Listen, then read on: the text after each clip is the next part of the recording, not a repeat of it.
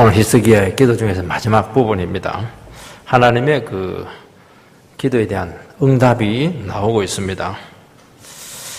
하나님은 아수르에 대한 심판 계획을 원래 가지고 있습니다. 히스기야가 그 아수르 왕이 보낸 협박 편지를 가지고 성전에 들어가서 막 기도를 했었을 때 그가 뭘 기도했냐니까 지난주에 하나님이 주권자십니다. 신앙 고백합니다. 그리고 성전에 딱 가니까 그렇게 위협적인 현실들과 하나님하고 딱 차이가 났습니다. 아, 하나님이 실세고 이것은 우상이구나. 딱 차별이 나면서 확신이 딱 생겼습니다. 그리고 나서 하나님께서는 바로 아수르를 멸망시키지 않고 아수르가 왜 멸망을 당해야 되는가? 왜 하나님의 심판권 안에 지금 들어왔는가 하는 것을 응답으로 말씀을 해 주십니다. 우리가 재판 언도하기 전에 왜 이런 형을 받아야 되는가 하는 것을 기소 내용을 이야기하는 것과 똑같습니다. 하나님께서는 악한 자라고 하더라도 무조건 멸망시키고 심판하지 않습니다. 성도들이 막 망하게 해달라고 악한 자들을 기도한다고 해서 그렇게 하지 않습니다. 하나님의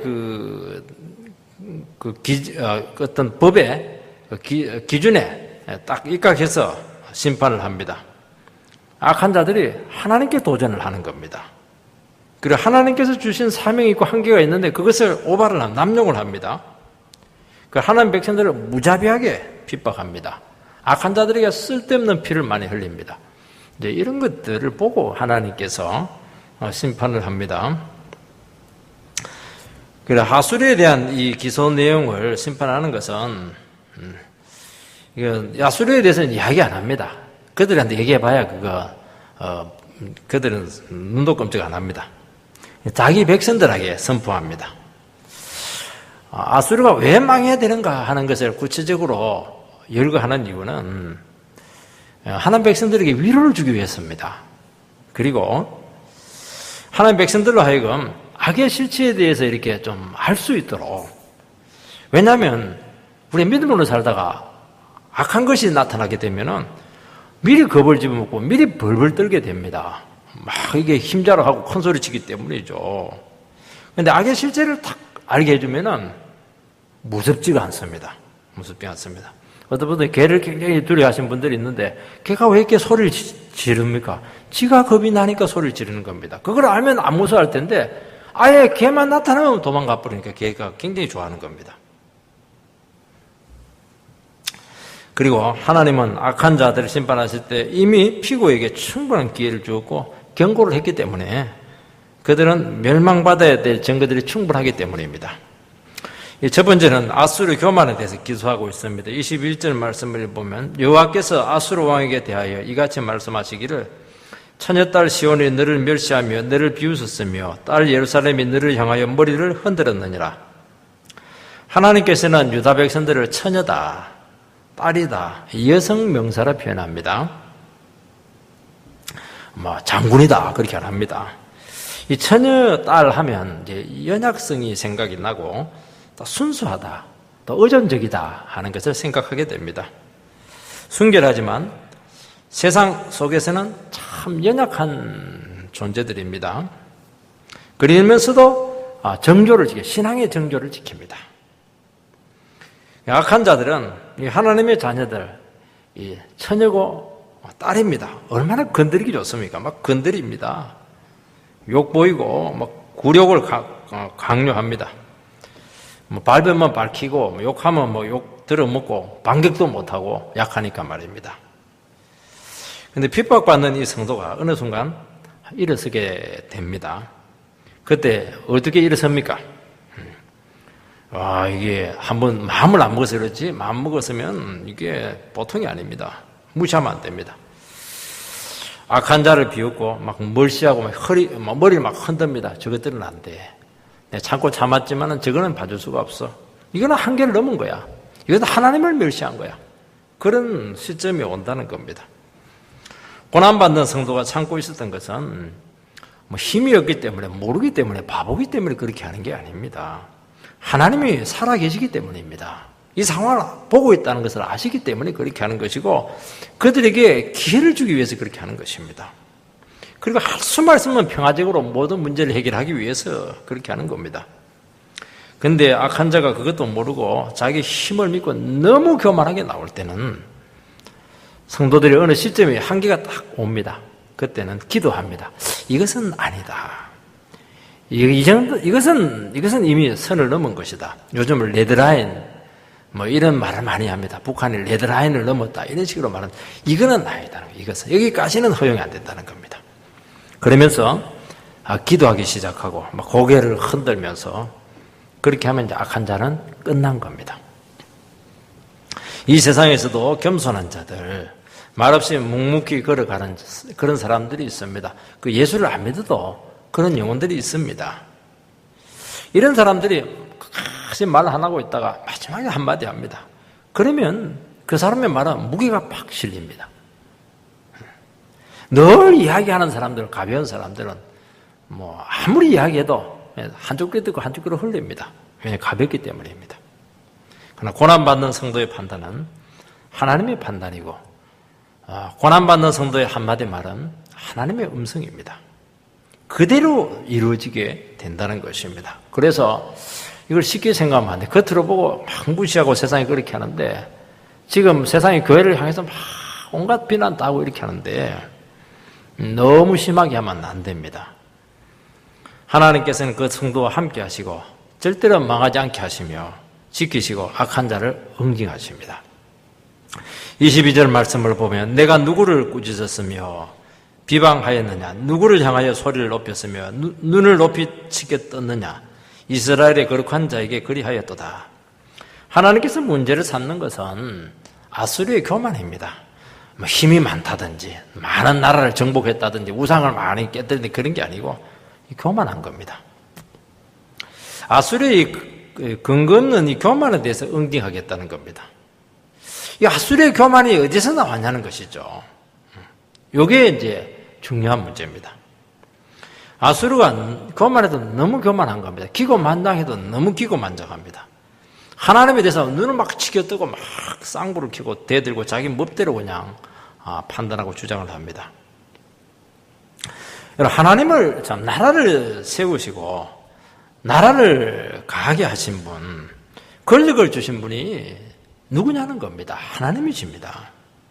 하나님은 나라를 세우기도 하고 폐하기도 하고 부강케도 하시고 쇠퇴게 하시는 분이 하나님이십니다.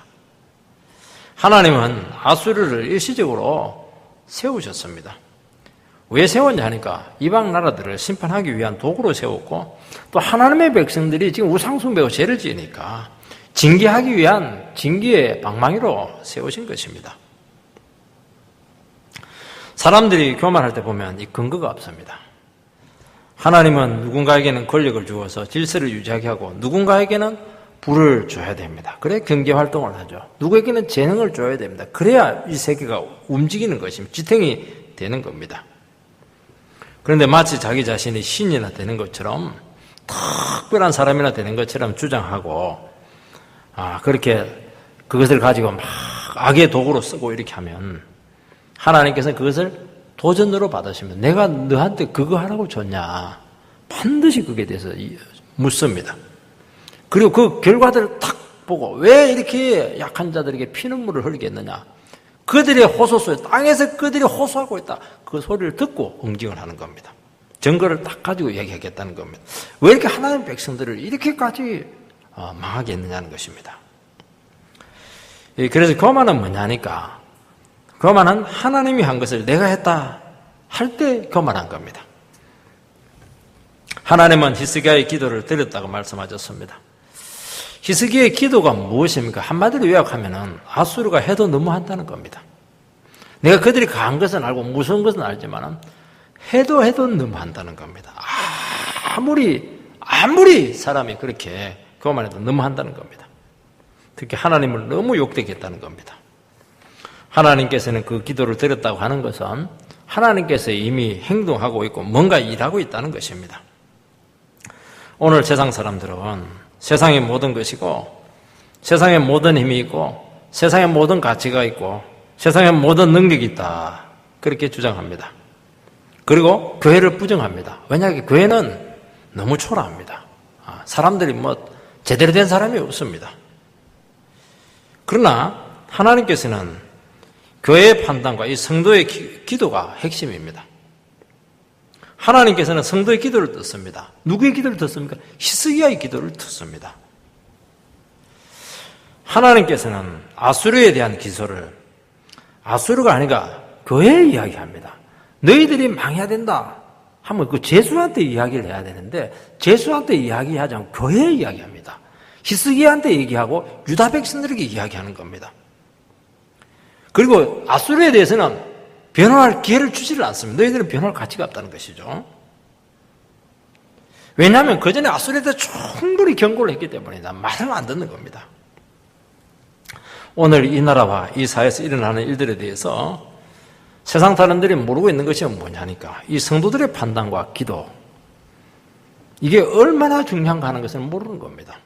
지금 교회의 기도와 교회의 말씀이 얼마나 중요한지 이 세상은 모르는 겁니다. 자기들이 많은 것을 가지고 있다고 해서 교회를 업신여기고 그렇게 하는 것입니다. 여러분 성도들의 판단과 이 기도는 고개를 딱 흔들면서 하나님 저 세상은 안 되겠습니다. 저 나라는 안 되겠습니다. 하나님 바로 들었다 알았다 그렇게 하고 응답하십니다. 일어서십니다. 여러분 이 말씀을 듣고 세상을 판단하고 나갈 때 하나님은 자기 백성들을 보호하시고 세상에 대해서 심판하시고 일하십니다. 이게 하나님의 말씀은 현실이 된다는 것입니다. 우리가 여기서 잘 기억해야 됩니다. 우리가 예배를 드리고 하나님 말씀을 부여잡고 이것이 그냥 내 축복이냐 내가 하는 일이 잘 되는 것이냐 물론 그렇기도 합니다. 그러나 그것보다 훨씬 더 큰 겁니다. 우리가 세상을 심판해요. 세상에 대해서 그 말씀을 기도합니다. 하나님 그 기도를 들으십니다. 그대로 됩니다. 이게 너무 놀라운 겁니다. 이 세상은 인정을 안 하기 때문에 세상에 대해서는 이런 말을 못 합니다. 그러나 우리는 이 말을 할 수가 있는 겁니다. 저는 그거 믿습니다. 우리의 기도가 나를 위해서 기도하고 교회를 위해서 기도하고 이 세상을 위해서 기도하는 것이 얼마나 힘이 있는가 하는 것을 우리는 기억해야 됩니다. 지금 우리나라가 얼마나 복잡하게 돌아가고 있고 정말 위기 가운데 있지만은 이때 성도들은 어디에 가야 되느냐? 성도들은 국회에 갈 것이 아니고 바로 여기에 예배 자리에 나와서 이 문제를 가지고 그냥 기도해야 됩니다. 전 너무하네요. 해도 너무합니다. 23절 26절에 보면 네가 사자들을 통하여 주를 비방하여 이르기를 내가 많은 병거를 거느리고 여러산 꼭대기에 올라가며 레바논 깊은 곳에 이르러 높은 백향목과 아름다운 잣나무를 베고 내가 그 가장 먼 곳에 들어가며 그의 동산에 무성한 숯불에 이르리라. 내가 땅을 파서 이방의 물을 마셨고 나의 발바닥으로 애굽의 모든 하수를 말렸노라 하였도다. 네가 듣지 못하였느냐? 이 일은 내가 태초부터 행하였고 옛날부터 정한 바라. 이제 내가 이루어 너로 견고한 성들을 명하여 돌무더기가 되게 함이니라. 그러므로 거기에 거주하는 백성의 힘이 약하여 두려워하며 놀랐나니 그들은 들의 채소와 푸른 풀과 지붕의 잡초와 자라기 전에 씻은 곡초같이 되었느니라. 긴 말씀들이 나오는데 이 말씀을 요약을 하면 아수르의 힘이 어마어마하다는 겁니다. 병거를 가지고 막 산에 올라갑니다. 그렇게 아름다운 잣나무 레바논 백향목에 있는 그 골짜기를 깊이 돼서 싹 다 베버리고 없애버립니다. 깊은 곳에 가면 무서울 텐데 이 사람들은 무서울 게 없습니다. 왜냐하면 천상천하의 위화도 없죠. 내 세상이기 때문입니다. 하나님이 계신 줄을 모르고 있는 것입니다. 애굽이 제일 강한데 나일 강물을 그냥 발로 밟아서 그냥 완전히 물을 말려버리는 겁니다. 참 아수르는 이 자연에 대한 지배권을 행사하고 뒤에 있는 나라들을 마음껏 주무르고 있고 막강한 군사력으로 모든 나라를 다 지금 빼앗았습니다. 이 자연과 세상만이 아니고 인간도 마음대로 지금 좌지우지하고 지배하고 있습니다. 하나님께서는 이 권세와 능력을 누가 주었느냐? 지금 그 질문을 하고 있습니다. 그 막강한 힘이 누구에게서 나왔냐는 것입니다. 하나님께서 이 권세와 능력을 주셨고 이것은 이미 태초에 결정이 난 사항이라는 겁니다. 하나님께서는 아수르에게 강한 힘을 주어서 하나님의 심판의 도구로 쓰시려고 계획을 가지고 계셨습니다. 하나님은 세상 죄를 심판하실 때 한나라의 힘을 몰아주어서 정복하게 합니다. 여러분, 이 세상에서도 그냥 놔두면 무정부 상태가 됩니다. 그런데 일정한 소수 사람들에게 권력을 위임을 해줘서 나라를 다스리게 해야 질서가 유지가 되는 것입니다. 이것은 하나님이 정하신 범위 안에서 정당한 방식으로 행사되어야 된다는 것이죠. 왜냐하면 하나님께서 다 위임을 했습니다. 하나님께서 아수르에게 위임을 했고 하나님께서 우리나라 위정자들에게 위임을 다 한 것입니다. 그런데 하나님을 비방하고 하나님의 자녀를 짓밟을 때 이미 한계를 넘어섰다고 보신 것입니다. 여러분, 전쟁을 해서 악한 정권이나 악한 세력들을 칠 수 있습니다. 하나님은 전쟁의 하나님이십니다.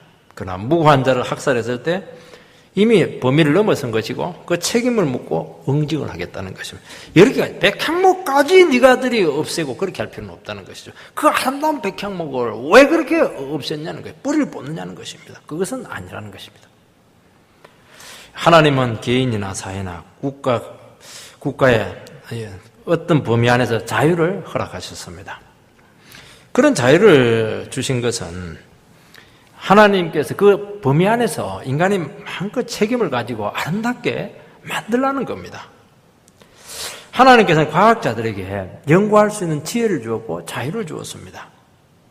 그런데 그것을 가지고 자연에 캐지 말아야 될 비밀들을 자꾸 캐내려고 한다든지 하나님의 영광을 침범하면은 과학자들에게 그 책임을 묻습니다.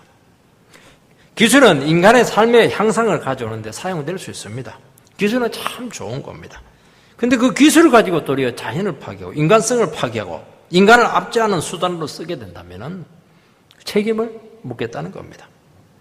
정치도 하나님을 대신해서 백성을 다스리지 않고 독재나 전제주의로 나가면 그리고 백성들을 노예로 전락시키면 반드시 심판을 자초하게 될 것이라는 것입니다. 그래서 독재 정권 중에서 영원한 것 없습니다. 반드시 독재 정권은 비참해지게 되어 있습니다. 암살을 당하든지 아니면 완전히 싹쓸이가 되든지 그 하나님께서 개입 한순간에 그렇게 된다는 겁니다. 이 질문이 지금 왜 중요하면은 하나님께서 지금 말씀하고 있는 것은 아수르를 키운 분이 누구냐 하는 문제입니다. 아수르를 키운 분은 하나님이십니다. 그런데 아수르는 스스로 컸다는 겁니다. 착각을 하는 겁니다. 이것 때문에 아수르는 하나님의 응징을 받습니다. 우리가 생각할 때는 도덕적으로 너무 나쁘고 너무 악하고 못됐고 뭐 그런 것도 있겠지만은 그것은 결국 이 뿌리에서 나왔다는 겁니다. 누가 너를 키웠느냐 하는 문제입니다. 여러분, 우리의 자녀는 누가 키웠습니까? 오늘 이 질문을 한번 해보셔야 될 것입니다. 부모인 내가 키웠습니까? 아니면 지 스스로 컸습니까? 아니면 하나님이 키웠습니까? 이것은 대단히 중요한 이 자녀들의 인생에 있어서 아주 성패를 좌우하는 아주 신학적인 질문입니다. 부모가 키웠다고 하면은 부모가 그 자녀를 주장할 수 있습니다. 스스로 컸으면은 그 자녀가 자기 인생을 주장하게 될 것입니다. 하나님이 키웠으면은 하나님께서 그 자녀의 영혼을 주장하게 될 것입니다. 그래서 우리가 하나님이 키운 것을 고백하지 않으면은 그의 힘과 재능과 능력, 권세들 이걸 가지고 어떻게 쓸지 모릅니다. 마치 고삐 풀린 망나니처럼 어디로 지금 튈지 모르는 겁니다. 이게 무서운 것입니다. 그래서 우리 잘 기억을 해야 됩니다. 이 자녀를 누가 키웠느냐는 것이죠. 시편 2편 9절에 보면 오늘날 내가 너를 낳았다 하나님께서 그렇게 말씀하고 있습니다. 여러분, 시편 2편은 왕의 등극시입니다. 이스라엘 왕의 등극할 때 이 시의 노래를 부르고 있습니다. 이스라엘 왕은 이런 사람이다 하는 것을 보여주는 것입니다. 여러분, 이스라엘의 왕은 누가 낳았느냐 하는 문제죠. 하나님께서는 내가 낳았다는 겁니다. 여러분, 만약에 부모가 이스라엘 왕을 낳게 됐으면 어떻게 합니까? 아니면 스스로 자기가 힘으로 왕이 됐으면 어떻게 되겠습니까? 그게 아니라는 것이죠. 하나님이 이스라엘 왕을 낳았다는 겁니다. 말씀으로 낳았고 고난 중에 인생의 밑바닥에서 완전히 내동댕이 쳐서 하나님의 말씀의 능력으로 다시 살아나게 했다는 것입니다. 완전히 새로운 사람이 되겠다는 것입니다. 그래서 하나님의 아들이라고 하는 고백이라고 하는 것은 하나님의 뜻대로 나라를 다스리겠다 하는 고백이 들어있는 것입니다. 그래서 이스라엘 왕에게 제일 중요한 것은 무엇이냐면은 내가 누구로부터 나왔느냐, 누가 나를 키웠느냐, 누가 왕이 되게 했느냐. 그래서 기름 부음이 중요한 것입니다. 이 고백이 아니면 세상 왕하고 다를 게 하나도 없습니다. 이스라엘 왕은 혈통으로도 나지 않았습니다. 장자라고 해서 왕이 되는 것도 아닙니다. 그 자녀가 카리스마가 넘친다고 해서 왕이 되는 것이 아닙니다. 하나님이 딱 태어나게 해야 됩니다. 하나님의 기름을 딱 부어줘야 됩니다. 여러분의 자녀는 누가 키웠습니까? 여러분, 하나님이 키웠다는 진정성이 있는 고백이 나와야 됩니다. 정말 하나님이 우리 자녀를 키우셨다면, 키우게 하려면 어떻게 해야 됩니까?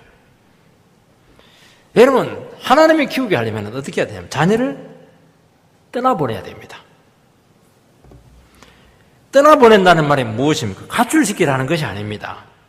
자녀들이 하나님의 말씀으로 고민하게 해야 되고 인생의 문제를 두고 괴로워하는 것을 지켜봐야 되는 것입니다. 자녀들이 시행착오를 할 수가 있습니다. 자녀들이 인생을 살면 얼마나 살았겠습니까? 자녀들이 엉뚱한 짓 할 수 있고 엉뚱한 말 할 수 있습니다. 부모의 기대를 저버릴 수 있습니다. 마음이 얼마나 아프겠습니까? 그렇지만은 또 그 자녀 뒤에 계신 주님을 믿고 기도하면서 기다리는 겁니다. 이것이 뭐냐니까 이것이 떠나보내는 겁니다. 하나님께서는 반드시 자녀를 한 번씩 떠나보내야 됩니다. 왜냐하면 우리는 영원히 책임질 수가 없기 때문입니다. 내가 다 책임지겠다. 그렇게 하지 마시기 바랍니다. 조용히 기도하며 하나님께서 인도해 주실 것을 고백해야 됩니다. 사실은요, 사랑하는 자녀들에게 이 고백하는 것이 얼마나 어려운지 모릅니다. 내가 원하는데 내가 잘 살아주면 하나님 할렐루야 그렇게 되는데 조금이라도 내 생각처럼 안 되면요 정말 어렵습니다. 이 자녀에 대해서 하나님이 함께 하시고 하나님이 계획을 가지고 있고 하나님이 이 자녀를 낳을 것입니다. 부모가 이걸 믿어야 되는데 부모가 못 믿으니까 자꾸 흔드는 겁니다. 그러면 하나님이 낳을 수가 없습니다. 참 중요한 것 같습니다. 왜냐하면 자녀가 떨어지는 것 같고 늦어지는 것 같고 이러다가 인생 될 것 같지도 않고 이러니까 정말 남의 자식은 괜찮은데 내 자식은 잘 안 되는 겁니다. 그래서 자기 소화에서 떨어져 나가는 것을 이상하게 여기지 마시기 바랍니다. 그리고 자기를 찾고 하나님 앞에서 자기를 찾고 부인하고 자기를 찾고 내려놔야 됩니다. 하나님이 이 훈련을 우리에게 시키는 겁니다. 이때 그 영혼은 평생 하나님의 선한 도가 되어서 하나님이 기뻐하시는 삶을 살게 될 겁니다. 어떻게 살지는 몰라요. 근데 내 원하는 대로 안 살 겁니다. 하나님이 원하는 대로 아마 이렇게 하나님께 이렇게 끌고 다니면서 그걸 쓸 겁니다. 그거 귀한 겁니다. 두 번째는 심판은 하나님에 대한 태도에 의해서 결정이 됩니다. 27절 8절에 보면 내 거처와 내 출입과 내가 네게 향한 분노를 내가 다 아노니 네가 내게 향한 분노와 내 교만한 말이 내 귀에 들렸도다. 그러므로 내가 갈고리를 내 코에 꿰고 재갈을 내 입에 물려 너를 오던 길로 끌어 돌이키리라 하셨나이다. 심판은 하나님에 대한 태도를 보고합니다. 그가 얼마나 악한지, 그가 얼마나 욕을 많이 했는지, 물론 그런 것도 도덕적인 기준도 보겠지만은요, 그러나 하나님은 그거는 부차적인 문제라는 겁니다. 근본적인 것은 하나님에 대한 태도입니다. 하나님께서 주신 자유를 남용하고 무고한 피를 흘리는 것을 하나님에 대한 반역으로 간주합니다. 하나님을 의식한다면 이토록 악하고 파괴적인 것을 할 수가 없는 겁니다. 결국 뭐냐? 기독교에 대한 반감, 하나님에 대한 이 반감, 이 태도, 우리는 예수 믿는 것으로 하나님께서는 판단하죠. 이 세상에 대해서는 그렇지 않아요. 세상은 하나님에 대해서 어떤 태도를 가지고 있는가 이것을 보겠다는 겁니다. 이런 모든 것은 교만한 태도에서 무너집니다. 교만이 모든 평화와 안정을 다 깨뜨렸습니다. 사람들도 보면 잘 나갈 때 막 자기가 최고인 줄 알고 철없이 까불다가 말실수 한번 탁 하면 딱 무너집니다. 술자리에서 인터넷에 탁 뜨면 거기서 인생 끝나는 겁니다. 행동시도 하나 딱, 여자들 한번 딱 만졌다. 이러면 끝나는 겁니다. 한순간에 무너지는 것입니다. 이 교만은 에덴 동산의 문제였습니다. 인간이 하나님처럼 되고 싶어 했고, 하나님처럼이 아니죠. 하나님보다 더 높아지고 싶었던 것이 문제였어요. 이게 죄입니다. 그래서 모든 죄의 뿌리는 어디 있냐? 이 교만한 겁니다. 내가 하나님보다 잘났다, 똑똑하다. 이게 원죄고 죄의 뿌리입니다. 다른 죄들 많이 있죠. 간음도 있어요. 절도도 있습니다. 욕심도 있습니다. 그것보다 훨씬 더 근본적인 것이 교만한 겁니다. 그래서 기독교에서는 주야로 겸손해라, 겸손해라 하는 것. 겸손하면 얻지 못할 축복이 없다 하는 것은 뭐냐니까 이게 죄의 뿌리이기 때문이에요. 이 문제만 해결되면은 여러분 겸손한데 어떻게 간음할 수가 있습니까? 하나님을 두려워하는데 어떻게 다른 사람의 물건을 훔칠 수가 있겠습니까? 여기에 다 나오는 겁니다. 그래서 기독교는 교회에서는 뭘 해야 되느냐? 주야로 교만하지 않도록 막 교만에 대해서 막 기가 따갑도록 이야기해야 됩니다. 왜냐하면 이것은 본성이에요. 틈만 나면 놀러옵니다. 내 잘났다, 네 잘났다 이렇게 하면서 그러다 팍상 망하는 겁니다. 예배 때마다 교만하지 못하도록 막 때려가지고 겸손해라, 내려가라 그렇게 하는 겁니다. 어떻게 하든지 이 교만을 몰아내야 됩니다. 겸손하니까 막말하고 이렇게 하는 겁니다. 말조심 안 하는 것입니다. 교만하니까 그렇게 하는 것입니다. 그래서 인간이 교만하면 하나님을 향해서도 막 화를 냅니다. 여러분 가인이 동생을 살인하고 하나님 앞에 막 화를 냅니다. 네 동생이 어디 있냐? 어디 있냐? 하면 물으면 될 거예요. 얘기하면 될 거예요. 잘못했습니다. 제가 그냥 눈이 헷가닥해가지고 동생을 쳐서 죽였습니다. 죽여놓은 걸 어떻게 하겠어? 회개하면 또 십자가로 이렇게 다시 길도 있는데 막 화를 막 냅니다. 내가 어디 동생을 지키는 자입니까? 이렇게 하면서 말입니다. 막 하나님께 막 대듭니다. 그 말이 무슨 말입니까? 괜히 나한테 동생을 줘가지고 동생이 하나님 사랑 다 빼앗아가고 나를 막 힘들게 하고 말이죠. 내 삶아도 없게 만들고 동생만 없으면 내 삶아질 수 있는데 동생 때문에 내 인생 너무 힘들어졌다고 막 하나님께 막 화를 내고 이렇게 하는 겁니다. 오늘 우리 교만을 처리하시기 바랍니다. 여러분 교만하지 않으려면 어떻게 해야 되겠습니까? 내가 내 인생을 스스로 결정하지 않아야 됩니다. 선택권을 포기하시기 바랍니다. 이게 그렇게 어렵습니다. 하나님이 결정하고 하나님이 선택하도록 자꾸 내 인생을 드려야 됩니다. 겸손해야지. 말로 안 됩니다. 이것은 절대로 말로 안 됩니다. 그냥 십자가 앞에서 자꾸 내 자신을 내려놓는 수밖에 길이 없습니다. 사람들이 그렇게 많은 헌신을 하고 그렇게 많은 업적을 쌓고 그렇게 많은 희생을 합니다. 그런데도 결국에는 한 가지 문제로 귀결이 됩니다. 결국에는 자기 주장을 내려놓지 못하는 겁니다. 여기서 결판이 다 나는 겁니다. 그 사람들 능력이 없어요. 업적이 없어요. 열정이 없어요. 다 있어요. 자기를 못 내려놓는, 자기 주장을 못 내려놓는. 여기서 교회는 박살이 나는 것이고 사회는 박살이 나는 것이고 가정은 박살이 나는 겁니다. 그거 안 해도 돼요. 내 주장을 딱 내려놓으면 끝입니다. 여러분 내가 하나님보다 더 분별력이 있고 내가 더 강하고 내가 더 잘한다는 겁니다. 예수님께서는 하나님의 아들인데 겸손했어요. 예수님은 말이 없었습니다. 예수님이 얼마나 할 말이 많았겠습니까? 그리고 죽기까지 자기를 주장하지 않고 내어주었습니다. 세상은 막 교만이 막 가득하고 막 자기 주장하고 막 난립니다 지금. 그래서 예수님이 오심으로써 무슨 일이 생긴다니까. 자기 주장하는 세상하고 자기 주장을 포기한 예수님의 인생하고 딱 충돌을 했습니다. 그래서 자기 주장하는 거하고 자기 주장하지 않는 사람하고 붙으면 누가 이깁니까? 당연히 자기 주장하는 사람이 이기죠. 목소리 큰 사람이 이깁니다. 그래서 예수님께서 실패가 달려서 실패해서 죽었습니다. 그러나 거기서 새로운 세계가 만들어지게 되었고 새로운 창조가 나타나고 새로운 세상이 이루어지게 되었습니다. 이게 뭐냐니까 기독교입니다. 기독교는 자기 주장하는 종교가 아닙니다. 자기를 내려놓고 입을 탁 다물고 당해버려야 돼요.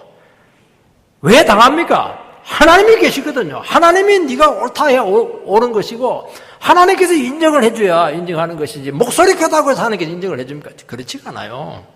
절대로 그렇게 안 되게 되어 있습니다. 우리는 이것을 믿고 이 세상 가운데 싸우는 자이기 때문에 세상이 우리를 못 이깁니다. 왜냐하면 죽어도 하나님이 나를 변호한다는 것을 믿기 때문인 것입니다. 여러분, 하나님을 인정하지 않고 하나님에 대한 태도를 묻는 것이 과연 정당할 수 있습니까? 25절 이거 보면 내가 듣지 못하였느냐. 아수르에게 많은 이야기를 했다는 겁니다. 하나님은 선지자를 보내고 그리고 막 요나의 설교로 요나를 보내서 아수르에게 얘기하고 미가 선지자, 이사야 선지자, 호세아 선지자, 아모스 선지자 그 당시에 다 활동했던 선지자들인데 여러분 이스라엘의 선지자들은 이스라엘에만 선포된 게 아닌데 그 말씀이 그 주위에 있는 모든 나라들에게 다 전파가 되었습니다. 왜냐하면 말씀은 막 흘러가기 때문입니다. 그리고 하나님께서도 경고를 많이 했습니다. 그러니까 아수르는 이스라엘을 상대하면서 하나님의 음성을 많이 듣습니다. 그리고 결정적인 게 뭐냐니까 이 히스기야를 통해서 그냥 살아있는 하나님의 음성을 들었을 뿐만 아니라 하나님의 역사를 그들이 경험을 했습니다. 그냥 포위가 풀린다니까 풀리는 겁니다. 이거는 엄청난 일이지 않습니까? 여러분, 믿지 않는 남편이 믿는 믿음 좋은 아내를 상대하면서 뭘 합니까? 결국 말씀을 듣는 겁니다. 그게 무서운 것이죠. 그게 하나님께서는 그 남편에게 하나님의 음성을 들려주는 겁니다. 사람들은 하나님에 대한 기본적인 인식이 있습니다. 그래서 위기가 오면 저절로 하나님 소리가 나옵니다. 그런데도 불구하고 스스로 하나님에 대해서 적대적이 된 것입니다. 오늘 사람들이 마음대로 사는 것은 하나님이 안 계시거나 죽었다고 스스로 결정을 내렸기 때문입니다. 여러분, 하나님이 안 계신 것이나 죽었기 때문이 아닙니다. 뭐라고 말합니까? 내 거처와 내 출입과 내가 내게 행한 분노를 내가 다 안다. 내가 내게 행한 분노와 내 교만한 말이 내 귀에 들렸도다. 분명히 말씀합니다. 하나님께서는 세상 사람들의 전 삶에서 그들이 하나님을 얼마나 공격하고 있고 하나님을 얼마나 애워싸고 숨죽이려고 목졸라 죽이려고 하고 있고 하나님이 싫어하는 말 골라서 하는 것, 네 출입, 네 거처, 네 말들 분노 하나마다 다 듣고 있다는 겁니다. 이게 세상들이 몰라요. 세상 사람들은 막 하나님 대들고 가만히 있으니까 그냥 하나님을 무시하는데 그렇지 다 듣고 있다는 겁니다. 그렇게 한다고 해서 하나님이 안 계신 것도 아닙니다. 죽은 것도 아닙니다. 그 증거가 무엇입니까? 너희들이 한 대로 내가 갚아주겠다. 그렇게 말씀합니다. 어떻게 갚아주었습니까? 아수르는 피정복민들을 멸망시켜서 포로로 잡아갈 때 갈고리로 코를 딱 꿰어가지고 재갈을 입에 물려서 완전히 개처럼 끌고 왔습니다. 여러분, 하나님이 계시다고 하면 하나님을 조금이라도 의식했다고 하면 인간을 이렇게까지 처참하게 만들 수가 없습니다. 하나님께서 너희들이 행한 대로 내가 딱 갚아주겠다. 그렇게 말씀합니다. 그들이 사용한 그 악한 수단을 이용해서 너희들을 굴복시키고 비참하게 만드시겠다는 것입니다. 여러분, 하나님을 인정하지 않고 사는 것이 얼마나 힘겨운 싸움이냐 그렇게 지금 말씀하고 있습니다. 아수르가 그 엄청난 능력과 힘을 가지고 하나님을 조금만 인정했으면 얼마나 주어진 범위 안에서 오래오래 그 나라가 유지되었고 또 그 나라는 그런 가치가 있습니다. 여러분, 하나님께서는 예수 믿는 나라들만 복되게 하는 게 아닙니다. 상식만 통해도 조금이라도 도움만 돼도 하나님께서는 일찍 멸망시키지 않습니다. 그런데 하나님의 영역에 도전하는 바람에 망할 수밖에 없는 큰 싸움을 자기 스스로 붙인 것이 문제였습니다. 지금 우리나라는 지금 북한을 바라보면서 좀 걱정이 많습니다. 왜냐하니까 이 젊은 사람이 미국을 상대로 이 너무 힘겨운 싸움을 하고 있는 겁니다. 그리고 온갖 해서는 안 될 말들은 막 그 남발을 하고 그렇게 하는데 소리를 지르고 있는데 이 주님 다 들고 계시는데 그 말한 대로 당한다는 겁니다. 그걸 알아야 되는 겁니다. 말할 때는 시원할지 모르겠지만 그게 시원한 게 아닙니다.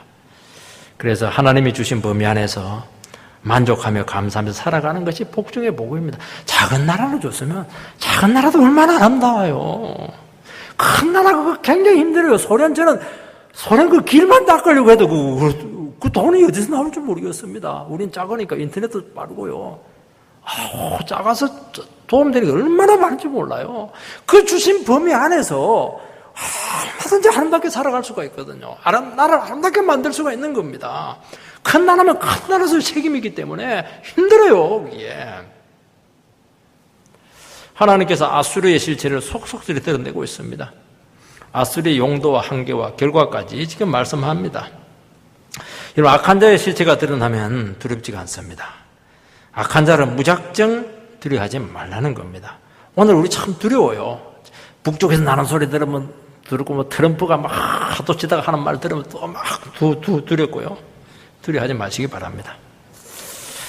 여러분, 그리고 악한 자를 상대하는 것이 반드시 나쁜 것만은 아니라고 말씀하고 있습니다. 왜냐하면 악한 자를 한번 상대해서 극복하면 믿음의 용사가 되기 때문입니다. 다윗이 처음에 사울을 너무 무서워했습니다. 왜냐하니까 이 사람 왕이기 때문입니다.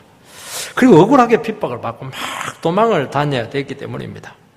그런데 이 다윗이 사울을 상대하면서 악한 자의 실제를 완전히 체득을 합니다. 그리고 하나님께서 자기를 얼마나 놀랍게 지켜주는가 하는 것을 또 알게 됩니다. 그래서 사울을 나중에는 두려워하지 않아요. 그리고 사울이 얼마나 약한 사람인가, 저 사람이 얼마나 위험한 자리에 있는가, 얼마나 기도가 필요한 사람인가, 그렇게 하고, 정말 사울이 길보아 산에서 죽게 되었을 때 막 그냥 활의 노래를 불러가지고 애도를 합니다. 그의 그 최선을 다했던 가지고 막 찬송을 합니다. 그래까지 사람이 바뀌어 버렸습니다. 얼마나 폭이 넓어졌고 얼마나 믿음의 용사가 되었습니까? 한번 사울을 딱 상대하고 왕이 되니까 실수가 없는 거예요, 이게. 왜냐하니까 사울이 하는 그 짓을 그대로 반대로 했기 때문입니다.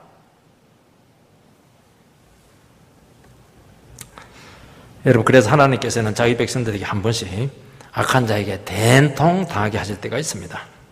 그때 악의 실제를 한번 겪어보면 무엇이 귀한지를 알고 내가 얼마나 연약한 존재고 쏟고 살았는가 하는 것을 알게 됩니다. 그렇게 하지 않고서는 절대로 우리가 만들어지지 않습니다. 하나님의 말씀과 내가 얼마나 귀한지 그때의 그 가치를 아는 것이죠. 우리가 감당할 수 없는 악한 세력 앞에 참 영혼이 많이 눌리게 됩니다. 그러면서도 기도하고 극복해 나가시기 바랍니다. 이것이 우리가 용사로 만들어지는 과정입니다. 이때 사력을 다해서 한번 기도해보고 목숨 걸고 기도하고 목숨 걸고 주님 앞에만 나가는 겁니다. 언제 우리가 목숨 걸고 나가겠습니까? 이런 게 없으면요, 뭐 여유가 너무 많아요. 막 하품하다가 막 기도하다가 졸리면 자버리고 이렇게 합니다. 이런 게 있으면요, 밤새도록 사력을 다해서 기도합니다. 하나님께서 악한 자를 아직도 두시는 이유는 참 쓸모가 있기 때문에 그렇게 하는 겁니다. 우리를 위해서 놔두는 겁니다. 마지막으로 자기 백성들에 대한 위로와 회복이 나타나고 있습니다. 29절을 보면 또 내게 보일 징조가 이러하니 너희가 금년에는 스스로 자라난 것을 먹고 내년에는 그것에서 난 것을 먹되 제3년에는 심고 거두며 포도원을 심고 그 열매를 먹으리라. 하나님께서는 이스라엘 백성들을 어떻게 회복시킬 것인가, 그 징조를 보여주는데 2년 안에 너희들의 생활이 정상으로 돌아올 것이라는 겁니다. 첫 해는 이미 씨를 뿌려놨기 때문에 아수르가 침략을 해도 그 자라난 것을 가지고 먹으면 된다. 그런데 그 다음에는 전쟁 중일 때 파종을 못합니다. 추수도 못하는 겁니다. 그런데 그 자연스럽게도 자라난 것이 있으니까 그걸 먹으면 됩니다. 제3년에는 어떻게 되냐, 전쟁이 끝났기 때문에 심고 거두고 정상적인 농사 생활을 통해서 너희들의 삶이 정상으로 돌아올 것이라는 겁니다. 그러면서 이게 기적이라는 것입니다. 우리 기적은 어떻게 합니까? 막 엄청난 일이 생겨야 되는데 아니라는 거예요. 너희들의 삶이 정상으로 돌아오는 것이 기적이다. 그렇게 말씀하고 있습니다. 간단합니다. 여러분, 우리는 특별한 걸 자꾸 기적으로 생각을 합니다. 아닙니다. 여러분, 정상이 최고의 기적입니다. 우리가 건강하고 잘 먹고 잘 살고 편안하게 살아가고 월급 제대로 나오고 사업 그냥 정상적으로 굴러가고, 이게 뭐죠? 이게 기적이라는 것입니다. 이게 우린 대박을 터뜨려야 하나의 기적을 일으켰다고 생각하는데 그러지가 않아요. 우리는 죄인들이고 하나님 앞에 전부 다 영혼이 끊어진 상태에 있으면 어떻게 돼요? 늘 전쟁해야 맞습니다. 늘 싸워야 돼요. 불행한 것이 맞고 고통 가운데 사고가 늘 나타나는 것이 이게 정상입니다.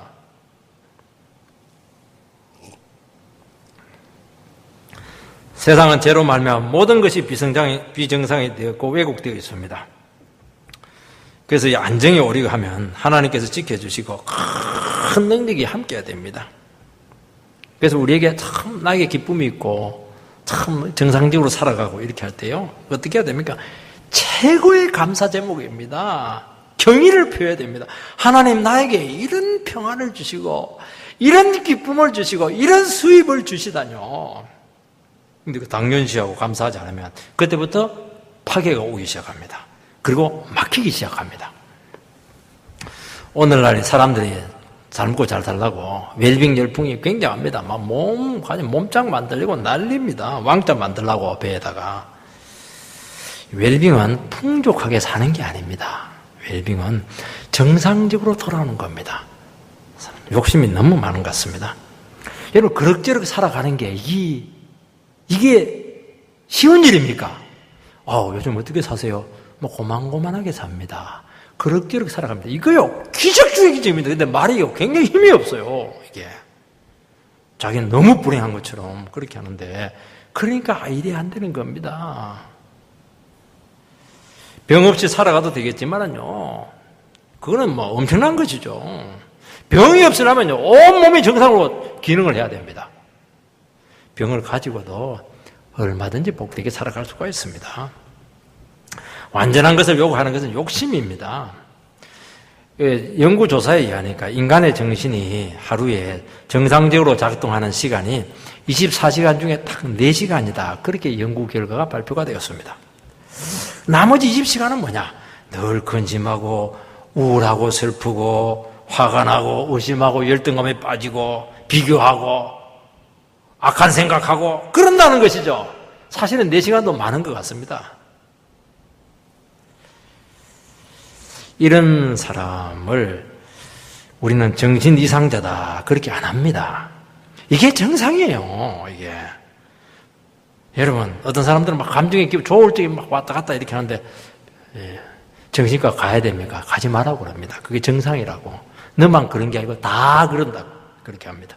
조금 네가 정도가 심하구나 그렇게 얘기하면 되는 겁니다. 정상입니다. 그런데 이 불안하다가 한순간에 딱 평안에 찾아올 때 이거는요 기적입니다. 이거 막 맨날 며칠 잠 못 자고 막 거의 비몽사몽간에 우울증 걸린 사람처럼 그렇게 하는데 어느 날 갑자기 팍 쓰러져 가지고 너무 깊이 잠을 자가지고 천국을 경험을 했습니다. 이것은 기적 중의 기적이죠. 이것은 하나님의 넘쳐난 역사를 일으킨 겁니다.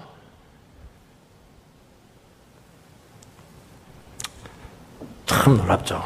그때 더 기도하시기 바랍니다. 이것도 당연히 자면 그 순간부터 평안은 파괴되기 시작합니다. 나에게도 이런 기쁨이 있네요. 나에게도 이런 깊은 수면이 있네요. 나에게 이런 참 행복한 순간이 있네요. 이걸요 놓치면 안 됩니다. 이건 늘 가지고 기도하고 감사하면요 그것을 인터벌을 줄여줍니다. 그리고 그걸 반복하게 해줍니다. 근데 이걸 소홀하게 생각하면요 더 인터벌이 길어지게 되는 것입니다. 지난 시간 하나님께서 우리 가정과 우리 교회에 얼마나 많은 은혜를 주었습니까?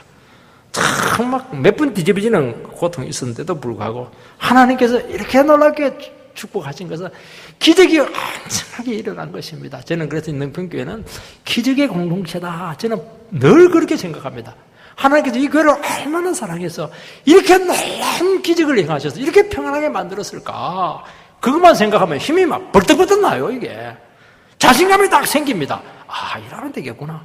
이 기쁨을 가지고, 이 능력 가지고 내가 목회하면 되겠구나. 저는 확신을 가지고 있습니다. 두려워하지 마시기 바랍니다. 여러분, 저희들은 이 축복을 당연히 여기면 안 됩니다. 마땅히 받을 것처럼 하지 마시기 바랍니다. 자녀 지켜주니까 감사하고 별 어려움 없이 학교생활 잘한 거 얼마나 감사합니까? 밥 잘 먹는 거 참 감사합니다. 여러분, 주님께서 우리를 축복하실 때는 불행이나 아픔과 고통들 회복시켜서 정상으로 돌려놓습니다. 한번 아파보면 소중한 걸 압니다. 참 감사하죠. 그런데 그것으로 만족하지 않고 불평하고 욕심 부리면 그때부터 평화는 깨어집니다. 그래서 항상 기뻐라, 범사에 감사하라, 쉬지 말고 기도하라. 이게 그렇게 중요해요. 여기 그것이 너희를 부르신 하나님의 뜻이라는 것입니다. 이게 뜻이에요. 우리가 이 정상적인 예배를 드릴 수 있는 거 얼마나 감사합니까? 여러분, 모세가 이스라엘 백성들을 애굽에 가서 구출할 때 바로한테 무슨 얘기합니까? 내 백성들을 내 나라 그 얘기 안 합니다. 내 백성들이 하나님 앞에서 예배를 드려야 되는데 애굽에서는 안 된다. 광야에 가서 예배를 드릴 테니 허락을 해라. 그렇게 얘기를 합니다. 허락을 할 리가 있습니까? 하나님께 어떻게 합니까? 10가지 재앙으로 막 그냥 그들을 폭격을 합니다. 그리고 홍해를 가릅니다. 그리고 시내산에서 예배를 탁 드리게 합니다. 이게 뭐냐니까 400년 만에 이스라엘 백성들에게 찾아온 예배의 축복입니다. 이게 기적이에요. 우리가 예배를 마음만 먹으면 드릴 수 있다 하는 게 이게 기적입니다. 이게 북한에 있는 성도들을 보시기 바랍니다. 70년도 예배 제대로 못 드렸어요. 우리는 기적의 한가운데도 불구하고 감사하지 못하고 예배를 소홀히 여기고 말이죠. 엉뚱한 데 가서 복이나 받으려고 하고 이렇게 하니까 감사가 없으니까 여기서 축복이 나타나지 않아요. 그렇게 하는 겁니다. 그래서 우리가 그런 은혜 가운데 다시 한 번 더 온전히 주님께 나가는 은혜가 있게 되기를 제 이름으로 축복드립니다.